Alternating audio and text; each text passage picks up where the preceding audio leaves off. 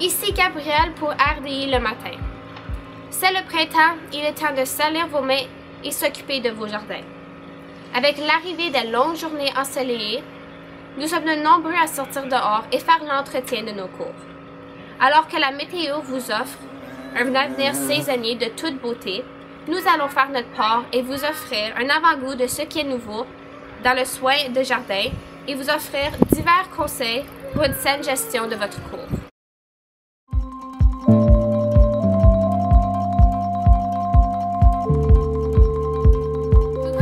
Saison, il y a aussi différents types de jardins.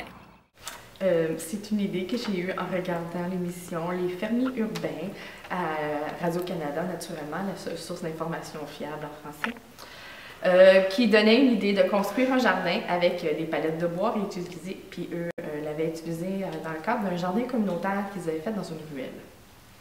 Donc, c'est de là d'où vient l'idée. Le style européen est réservé aux personnes qui ont de grandes cours. Ce modèle se repose sur l'étude de la verdure et de la géométrie, faisant appel au fameux jardin de la Versailles, qui favorise les formes simples comme le carré ou le motif entrelacé. Pour y faire, il faut créer une allée centrale, partant de la maison, qui se ramifie en allée secondaire, en pierre de style ancien. Ceux-ci serviront comme séparateurs pour les diverses fleurs ou herbes aromatiques, telles que le romarin. De plus, si vous avez l'espace, vous pouvez décorer votre jardin en y ajoutant divers statues, des fontaines ou des bancs en granit. Par la suite, on va discuter du charme champêtre. Les jardins champêtres à l'anglaise sont réservés pour les cours un peu plus petits. Pour réserver ce type de jardin, il vous faut des plantes d'une variété de couleurs éclatantes. Toutefois, il faut se limiter à environ 4 couleurs contrastantes, puisqu'on recherche une allure simple. Pour créer une atmosphère champêtre authentique, ajoutez un sentier de pierre, des pots à fleurs et un bain d'oiseaux situés de façon stratégique. Finalement, nous allons discuter du style simple et urbain. On peut retrouver ce style dans la majorité des hôtels car elle favorise une ambiance harmonieuse et urbaine.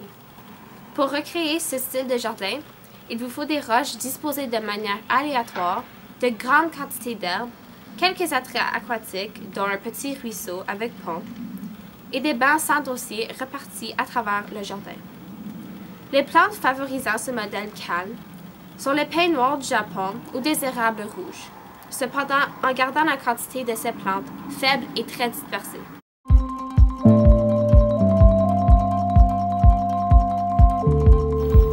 Maintenant, je vais passer la parole à ma collègue David, qui va vous parler des divers types de plantes. Bonjour David.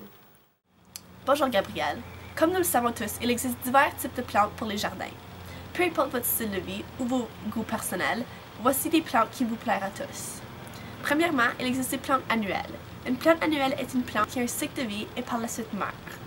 Alors, elle doit être remplacée à chaque année. Les avantages des plantes annuelles sont l'entretien facile, donc quelques arrosages durant la saison. Ce sont des plantes non envahissantes et elles produisent des fleurs pour la majorité de la saison. Alors les plantes annuelles les plus populaires sont les bégonias. Deuxièmement, il existe des plantes vivaces. Une plante vivace est une plante qui a un cycle de vie de minimum de 2 ans. Les plantes vivaces apportent plusieurs avantages dans un jardin car ils créent beaucoup d'ombre et peuvent fleurir pendant longtemps. Les plantes vivaces les plus populaires sont les jonquiers et les tulipes. Finalement, nous allons parler des arbres. Les arbres sont les plantes les plus durables. La durée de vie d'un arbre est d'au moins d'une centaine d'années. Ceux-ci apportent une atmosphère et une structure spécifiques à un jardin. Les plus communs, on parle de verre blanc. N'importe qui appartient à une pelouse, surtout ici à Orléans, Canada, les choses comme ça, connaissent les vers blancs ou les white grubs. Ils vont défaire une pelouse au complet en dedans d'un mois à l'automne. Et puis maintenant encore, je vais mentionner les pesticides. C'est très difficile à gérer ce problème-là. Il faut aller organique qui est plus demandant en temps et en coût, qui est moins efficace comme de fait. Alors ça prend beaucoup d'entretien. Alors les vers blancs, c'est une grosse affaire. Les maladies sur les feuilles, c'est une autre affaire aussi. Il y a des gens qui essaient de pousser des pommiers, des cerisiers, des poiriers, des choses comme ça, qui sont très affectés par des maladies, des fungus, etc. C'est difficile à gérer comme ça. des insectes comme les vers blancs, chinchbug à l'été qui défont les pelouses au complet, des choses comme ça.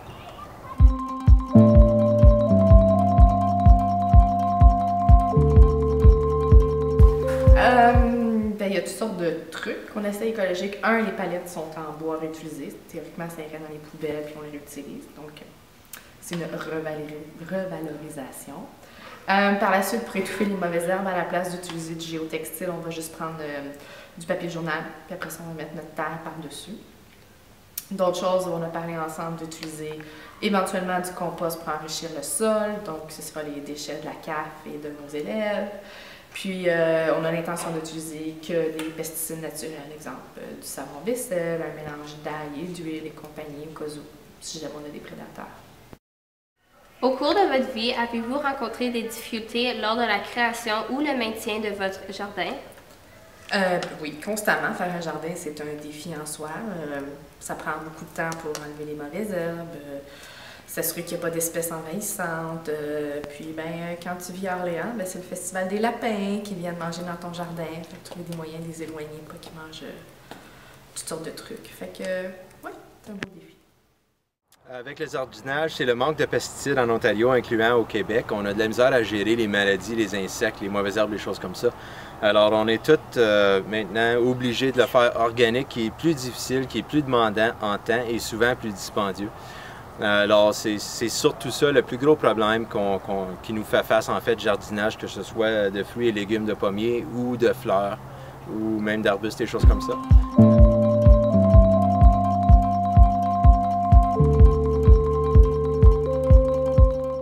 Un bon râteau à feuilles, ça l'aide tout le temps, que ce soit pour la pelouse, que ce soit pour appailler juste des feuilles, des choses comme ça, pour les jardins potagers ou les bêtes de fleurs. Une pelle ronde, très important pour creuser, c'est certain. Une autre affaire, c'est un râteau à dents dures. Alors, surtout pour le jardinage, en fait, potager, les choses comme ça. Ça va bien aussi pour nettoyer notre pays, etc. Maintenant, encore, je vais mentionner le pesticide. Un bon outil pour sortir les mauvaises herbes de dentaire, parce que vraiment, c'est là qu'on est laissé. Alors, un bon outil, un T-Rex, quelque chose comme ça, pour sortir les mauvaises herbes de dentaire. Puis, un cinquième outil de jardinage très important, c'est une bonne place qui connaissent bien les choses, qui ont bien de choix, qui peuvent venir choisir leurs plantes. Très important. Alors, maintenant que c'est le printemps, sortez dehors, réjouissez du beau temps et n'ayez pas peur de salir vos mains. Avec ces nouveaux renseignements, vous devriez avoir aucun ou très peu de soucis à commencer ou à maintenir vos jardins. À plus tard, Gabrielle Vivache, RDI le matin.